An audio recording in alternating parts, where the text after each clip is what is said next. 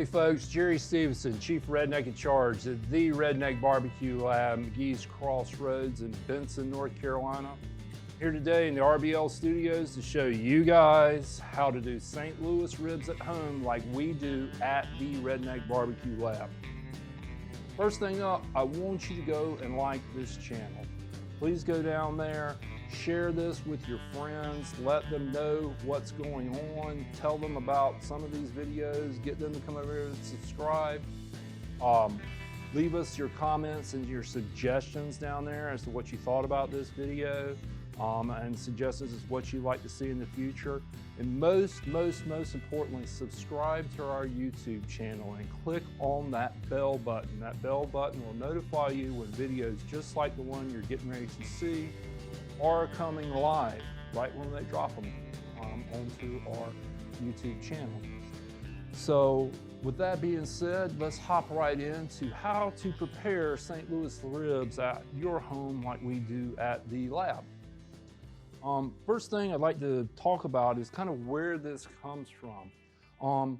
The St. Louis rib is one of the most popular types of ribs that you hear out there on the market. It and the baby back rib are the two most common. The next would be what's called the spare rib. And finally, you would have one called the country style rib or the country rib. We've got some videos on how to cook a baby back rib and how to cook the country style rib, which is my personal favorite and the one my mother showed me how to cook that I'm going to share with you guys on our YouTube channel as well in a video. But this is the one that we cook in competition and the rib that we cook at the lab. So this is one of those I just want to kind of share with you guys how we do it and kind of how we treat it. So first thing, this rib comes from the part of the animal. If this is the ham and this is the shoulder end, the head end or the rear of the part of the animal, and your ribs run like this. The spare rib is in the part in the center, and it's the part that comes to the bottom right here where the belly is and comes up to the top, and right here at right about mid-center of the animal, kind of right in the middle, if you kind of put your crosshairs, is the St. Louis cut. And the St. Louis cut is a part of the spare rib where this part is separated right here. The bottom part right here would be what's called the rib tips. And this, the butcher or the supermarket, I bought this one at the supermarket, it was already cut with a band saw. And you can kind of see where it was cut right there, and you can see where these rib tips have been removed off of this animal. That kind of makes up, like I said, this part of the pig itself. The thing about these ribs that I really like is they have a lot of flavor in between the bone. That's what we like. It's a tender flavor, it's a juicy flavor, and it tastes like pork. A lot of intercostal fat, collagen are in there. The bones that are inside give kind of the heat a pathway to help cook this thing evenly, so therefore we're not burning the top of it while waiting for the middle to kind of cook and stuff like that. So that's one of the reasons why we love the ribs. And well, the other reason is, good gosh, it's just all American. Who doesn't throw hot dogs, hamburgers, and ribs on the grill during the summertime? And this is part of this rib series we're doing here, the St. Louis rib. So with that being said, that's where the St. Louis rib comes from. And I'm going to show you guys how we prepare it at the lab and how I prepare it at home. And in a future video, I'll actually show you guys how we do it in competition. But today it's how we do it at my house and how we do it at the lab. So the first thing I want to do is look at this. And you can kind of tell this part's the part that's kind of lower, and this part up here is kind of higher, and it's kind of different. I want to go in here first and kind of even this out. And I take a very sharp knife, and parallel to the bones, I start making a motion like this very carefully. I just kind of trim this off. Reason is if I don't trim this off, this will be overdone and this won't be done. I'm trying to be able to cook this so everything kind of ends up done all at once. Other reason I'm pulling this off is this is actually a little bit chewier than the other. And you can kind of see right there where I removed it is kind of where one muscle attached itself to this rib. Last thing I'm going to do is I'm going to trim off this last little bone right here. There's no meat on it or anything, and it just kind of, I don't know, aesthetically pleasing to me it helps me just kind of square up this rib, and I'll go on this end and do the same thing as well. I will come in here and find the end of that, just kind of square it off. Now I've gone ahead and flipped this over on the back side. I'm going to show you guys a couple other things that I like to prep on this rib to get done. This meat that's right here, and look, you can leave it. You don't have to trim this. You don't have to do it this way. This is just the way I do it. And I know some folks will be like, well, that's not how I do it. Well, I know everybody does it different, but this is how I do it. But I like to trim off this little bit of meat right here. This is basically diaphragm meat. It's flat, what we call flap meat. It's tough, it's chewy, not a whole lot of flavor. I mean, it's meat, but it doesn't really give me that good bite. It's that stuff that I always say kind of sticks to my teeth, and I don't really like it sticking in my teeth. Although I guess that's one good way to say is if you got meat in your teeth, you did something right, you know, cooking wise. And there'll be a little bit of fat and stuff here that I like trimming off as well. Don't be alarmed. You hear this thing all the time about fat's flavor. Yes, fat is flavor. Fat is flavor when we're cooking stuff in a frying pan, sauteing it. We're cooking it in a braising pan where we're keeping the liquid to make a sauce or a gravy. But in here, this fat is not going to penetrate the meat. It's not going to go through it. That's not how meat science works. I'm sorry to be the Grinch at Christmas time. All this does is just falls off into your smoker or into the fire and makes smoke and a mess, really. Rub doesn't stick to fat, rub sticks to meat. It doesn't stick to elastin. So next step we're going to do is we're going to remove this part right here that you can see. This is called the elastin, or AKA the silver skin. You can leave it on. We do it at the lab. It helps retain moisture. The rib doesn't dry out as quick. The bad part is you don't allow the seasoning to get in it. So at the lab, we do one more step and I'll tell you guys about it later when I talk about letting your meat rest. There's one more step we do at the lab just to kind of make sure that we season our meat.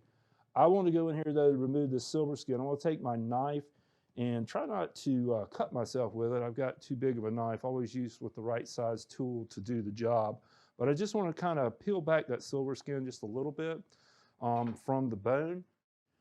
And then the next step is I've got a rag that I always keep handy to wipe my hands with, but I use a rag. This is kind of my pro tip, a towel to remove this silver skin. Right here, I have to stop and do a disclaimer. Our lawyers are screaming at us because the last thing I want to be accused of is causing a divorce in your house. These are shop rags. These are not your wife's tea towels. They're not her kitchen towels, and they're sure not that bath set that she got at her wedding shower or anything like that. So do not grab your girlfriends, your sweeties, your spouses, your mother especially, or your mother-in-law's towels, nice white ones out of their drawer, and do this. Go to Lowe's, go Home Depot, Amazon, buy some. They're cheap. 50 cents, you get about 4 uses out of them, Clorox them, then you throw them away. Real simple. But I use this to pull off this silver skin. Helps me grab. Silver skin is really hard to grab. So it's kind of a pinch motion, and don't worry, you're not going to be able to get it all off at one time. It's kind of tough, but you just kind of take this towel and it'll help you grab this slippery stuff, and you just pull from one end to the other, kind of like that. Like I said, you're not going to get all of it. Matter of fact, I did a really good job of that. I applaud myself. I've still got some up here that I'm going to take off. But you can see what we removed. This is the stuff that's silver skin. You can see it's, I mean, I can't break it, But when I do cook it out there in a 275-degree oven for about 3.5 to 4 hours, this will turn to paper and peel off real easy. It's digestible. It's not going to kill you to eat it, but that's that. I just throw mine away. Next thing I want to do is I want to trim this up just a little bit further. I told you I missed some of that silver skin up here. I'll go ahead and get some of that out of there in between these bones. Like I said, really wish I had grabbed a different knife. I would use, typically what I use in competition, I use a 6-inch fillet knife. is what I like. I do use this to separate when I have whole spare ribs, and I want to make a St. Louis rib out of that spare rib where the tips are.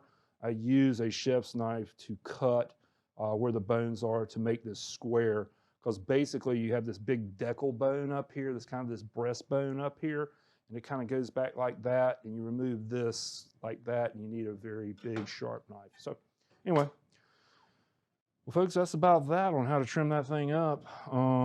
See right there, I got a little bit more silver skin. Just go in there and whack that out real quick. Next thing I want to do is I want to bring in my pan. If you see my videos before, y'all are like, yep, know what this is about. Somebody who hadn't seen my video, what this is all about is I like to cook on pans at home. At the lab, we don't. We cook on grates, and we wash grates and clean out drip pans and stuff there.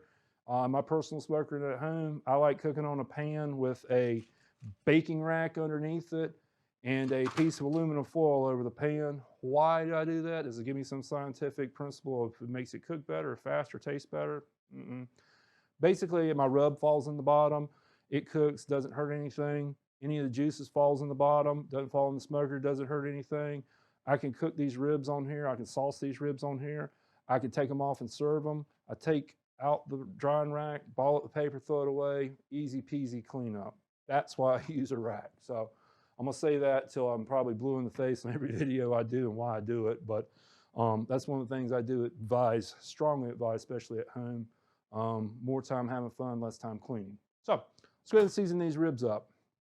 We're gonna use two seasonings. The first seasoning we're gonna use is my Redneck BBQ Lab all-purpose seasoning. This seasoning right here, I use on everything. And I know you're probably tired of me saying that, but I do use it on popcorn, baked potatoes, as well as my steaks and chicken ribs and seafood and pretty much anything else I want to put it on. This is kind of the thing that I put on. It sets the base layer for all the meats and vegetables that I cook. It's kind of like that drum in the background, just kind of tapping away. So I'm gonna go ahead and start on the back side of this St. Louis rib. I'm gonna give it a nice light, I consider a light coating of this. Just basically trying to cover the meat, not trying to drown it in rub. Next, I'm gonna come in and put on my second rub. The second rub is our Redneck BBQ Lab chicken and rib rub. This is the same rub along with its sister rub right there, the competition rub that we won world championships with. And several rub contests with worldwide. It's the thing that's won me a lot of money in the competition trail. It's the thing that makes my mother smile when she comes and eats my turkey and stuff like that. So I love this stuff.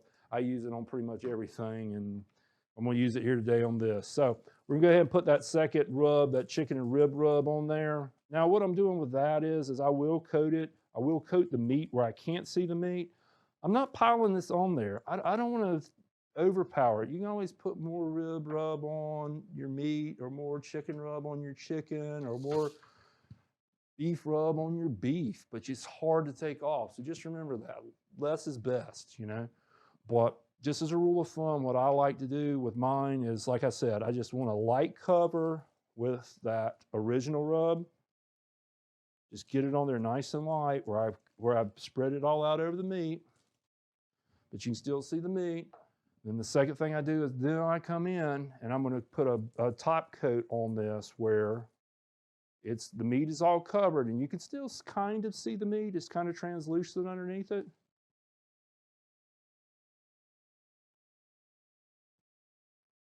But you still have a nice coverage on it. Now, we're gonna let this sit out for about 30 minutes before we throw this into a smoker.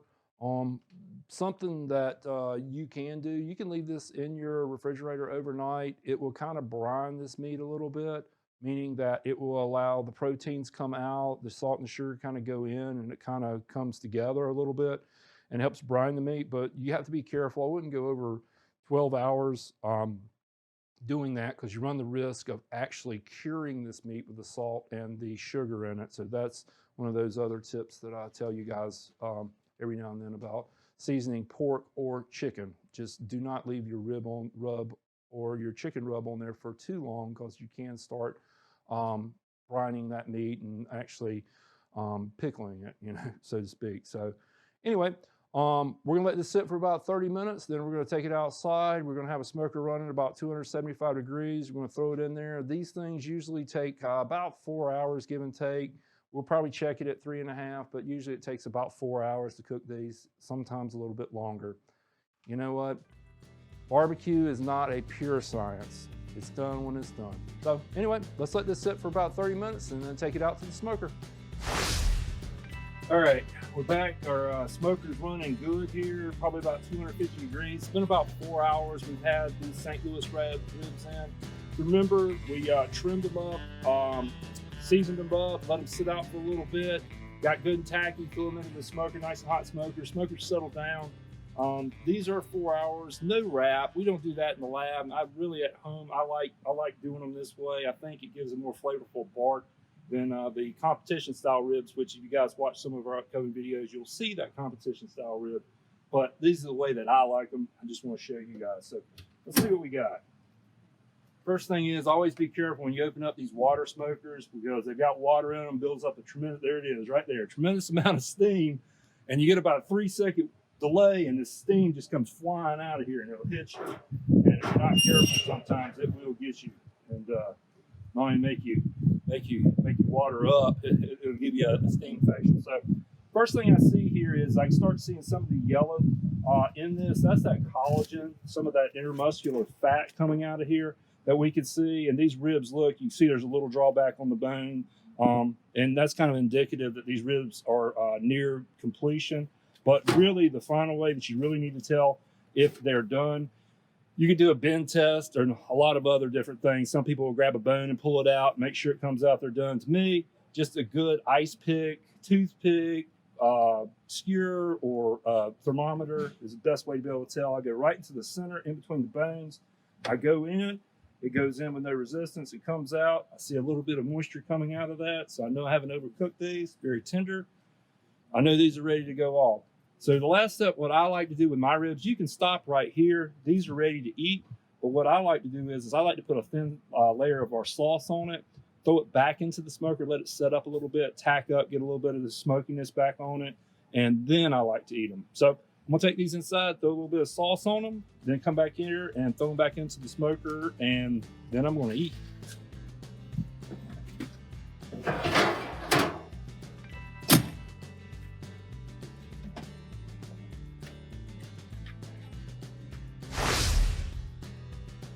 All right, we're back inside. We just pulled these ribs off the smoker. They sat a little bit because they're really too hot to handle. I mixed up my sauce to go on these ribs. We're gonna put that sauce on there, then we're gonna throw them back in the smoker to kind of let the sauce set. What does sauce set means? Basically just means the sauce kind of gets to the meat and kind of sticks. It'll get a bit more smoke flavor on top of it, and basically just kind of help make this rib prettier, sweeter, a little bit of heat, and then a little bit of that vinegarness and salty flavor in the background. So I've mixed up my sauce right here to put on my rib. This is one of the things, sauce, starts more arguments than probably anything in North Carolina, but this is kind of my go-to sauce. I like to take a quarter of our North Carolina BBQ Lab, our Redneck BBQ Lab North Carolina pork sauce. This sauce is a red pepper based apple cider vinegar with a bunch of spices in it and some other stuff I can't really tell you about, like everything in North Carolina. Everybody's got their own kind of sauce. I put about a quarter of that into a squeeze bottle along with 75% of our Redneck BBQ Lab competition sauce. This competition barbecue sauce, this is the thing that started the lab. This is the stuff that we use in competition. It's won us several $100,000 worth of money on the competition trail.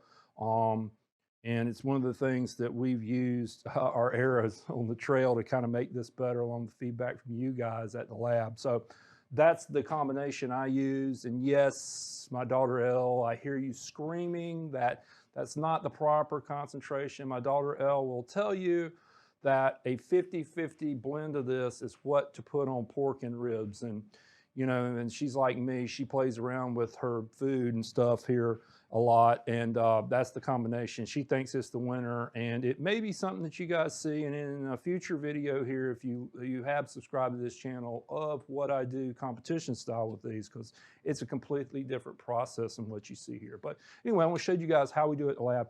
This is how I do it at home too, how I like it. So I use a squirt bottle. Why a squirt bottle instead of a brush is I can control how much sauce comes out of this. It's just, and mix it up properly versus in a bottle and squirting it. And it's just easier to control for me. And it will, I don't need a brush. I can kind of use it to get it, the sauce where I want it and how much I want on it. So I use this in the competition trail, which a lot of guys have seen me do before. Kind of look like I'm in there with heating up baby bottles, you know. And basically what it is these pre-mixed sauces I mix at home. I take my sauces and add this, add that, and stuff like that. So pay attention. I said a little later on, we'll show you guys how I do my competition style ribs, competition style pork butts, competition style chicken, and the competition brisket. So you'll get to see that in the future. But right now, in the present, these ribs ready to go back in the smoker, probably 10, 15 minutes, let them set a little bit, get a little smoke, a little heat on them, let that sauce kind of tack up, and then they will be ready to eat. So without further ado, let's get these off to the smoker. All right, folks, it's time. We just pulled these out of the smoker, let that sauce set up on them. They look and smell great. But before I tuck into these and see how they are, let's review what we did here today.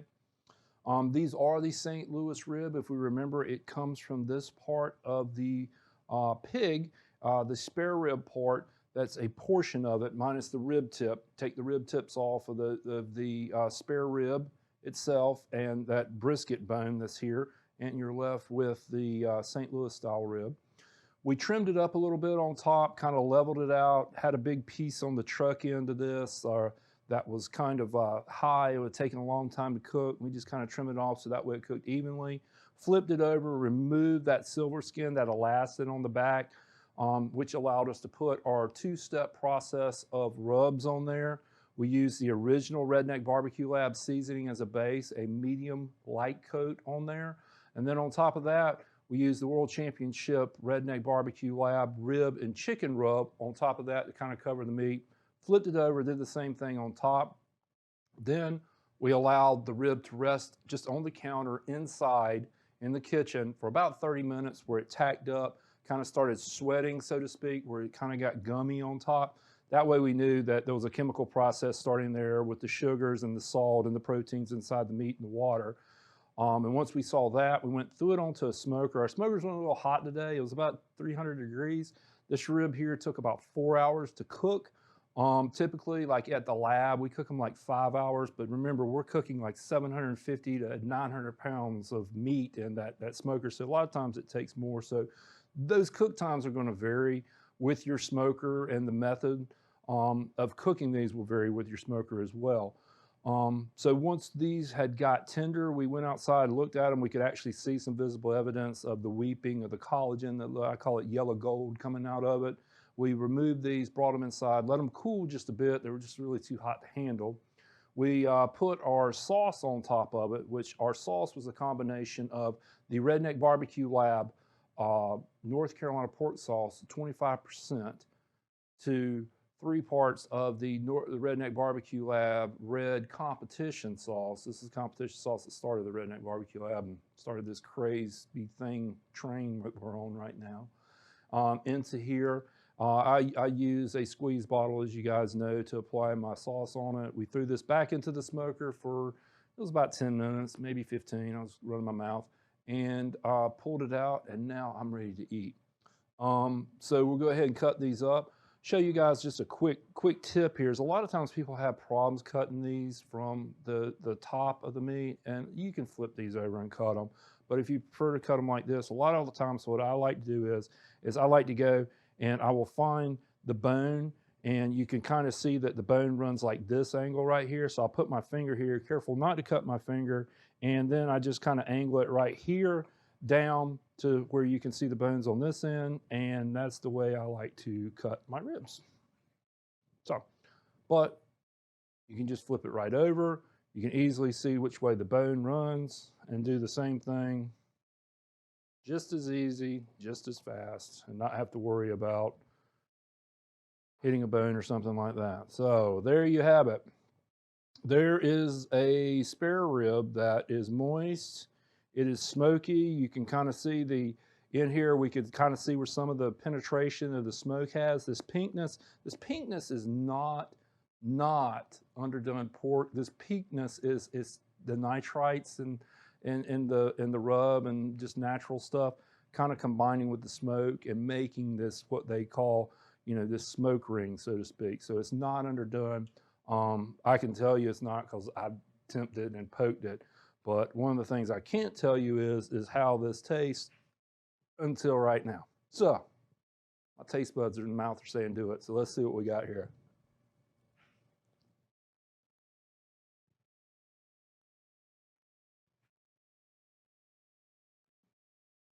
Really good pork. Really good pork.